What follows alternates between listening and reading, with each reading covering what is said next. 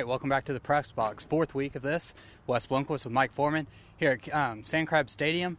Right now, though, the only thing on the field right now is Seagulls. That's how it's going to be Friday night, too. Mike? That's right. The game against Houston Sharpstown has been canceled because everybody knows Hurricane Ike roared through and did a lot of destruction in Houston. And it's really hard to believe. Here we are sitting on a beautiful day in Port Lavaca.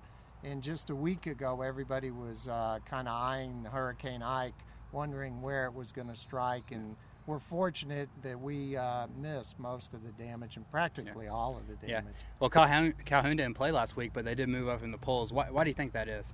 It's hard to say. I guess someone ahead of them must have lost, but this is now 2 weeks in a row that they haven't really played, and they move up in the polls. But that's just the way it works. They're ranked number 5. And it looks like they won't play again this week because the game against Sharpstown, like we said, was canceled, and they've been unable as of yet to find another game. And so their next game will be their district opener against Rockport Fulton.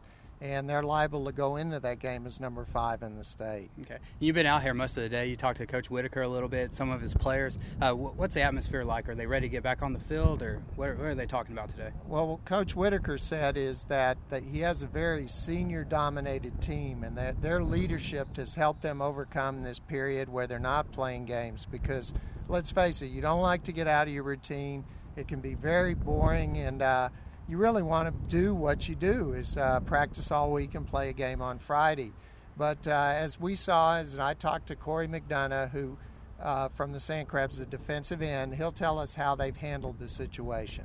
All right, let's take a look.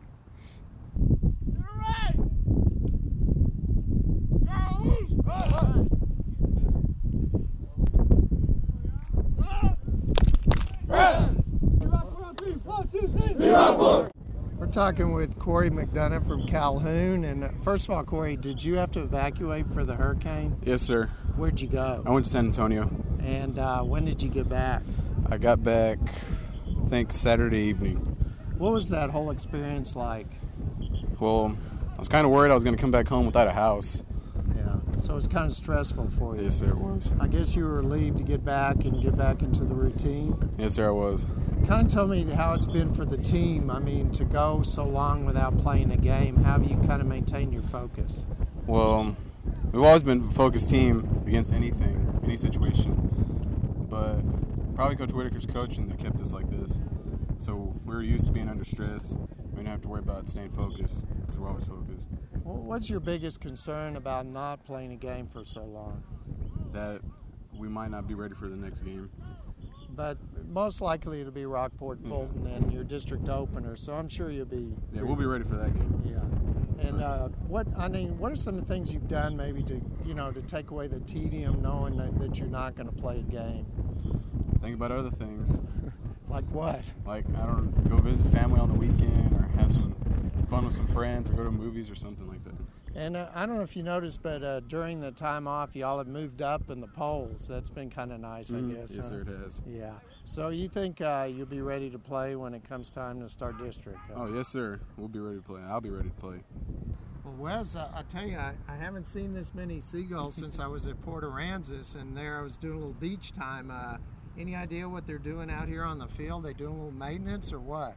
It looks like they're just being lazy like us back at the office. I'm not sure, but they're just sitting around. Well, they'd obviously not be here if the Sand Crabs were here. I'm sure they'd scattered. But, of course, Calhoun's not the only team that we're looking at. Memorial gets back to action after kind of a long sabbatical as they go to Corpus Christi to play Moody. Exactly. Memorial, they're coming back to play. They haven't played since the first week of the season where they won 20-17 over Taft.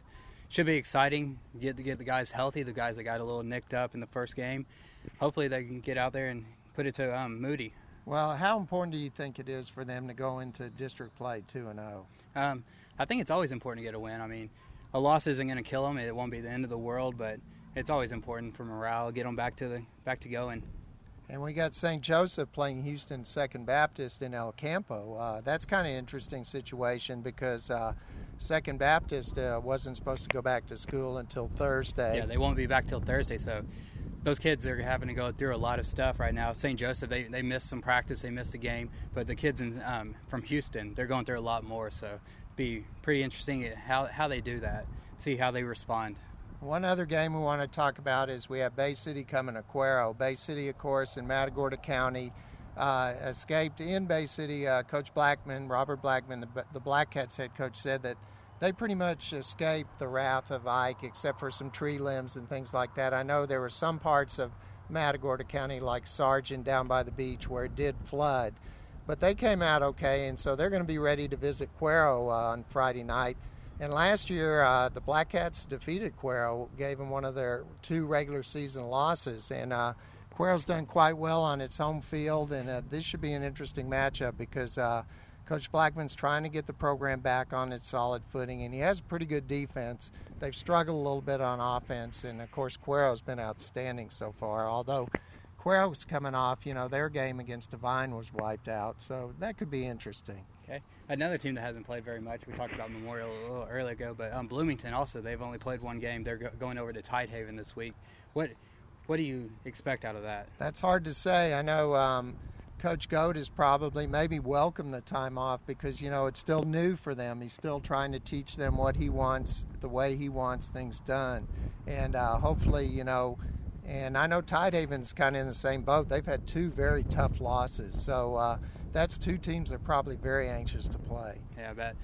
Team probably not too anxious to get back on the field. Maybe UCLA 59-0, not wearing the Hawaiian shirt this week. No, a little bit embarrassed. No, I have to take my lickings. I was bragging about them beating Tennessee. Well, they got annihilated by BYU. So, not to mention they know down the road Southern Cal's sitting there waiting for them. So that's probably an overrated team anyway. I don't know. Yeah, well, I noticed that you said Oklahoma should be number 1, but with all respect to Bob Stoops, I'd have to disagree with that. I don't know.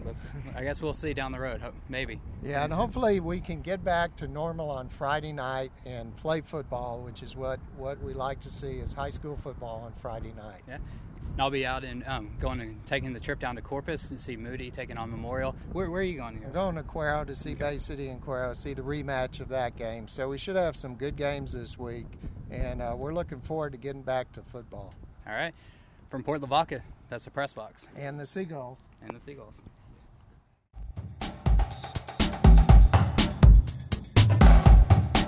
Another aspect of the PRESSBOX is highlights. We're encouraging coaches and fans to send in clips. You can either do this by sending us a URL from YouTube or bringing us a physical copy. Our address here is 311 East Constitution in Victoria.